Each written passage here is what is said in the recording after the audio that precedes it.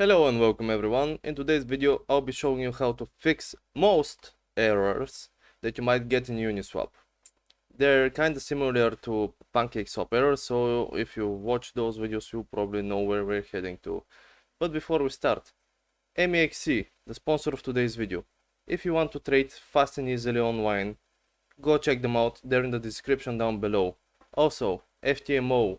Do you want to trade with other people's money? Do you want to receive up to 90% of the profits without any losses?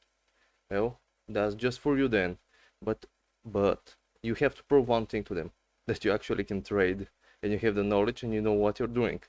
When you can do that, and if you can do that, they will let you trade with up to 200k of other people's money.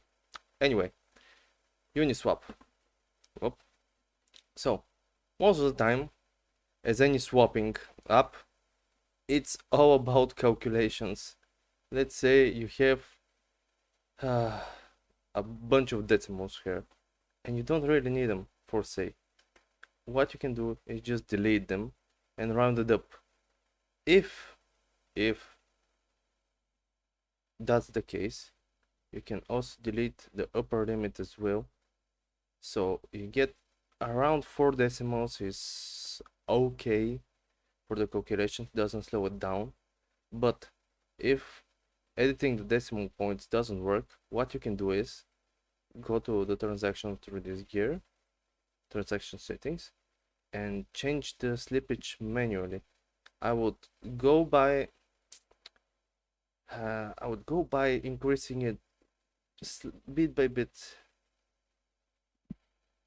Yeah, okay, we know it my front one, but just by bit, and it might help you, and most of the time it will help you if you're getting any errors. Don't go jumping up to high percentage immediately. Try going it slowly with small increments, and that's pretty much it. Well, thank you for watching and see you next time. Good luck.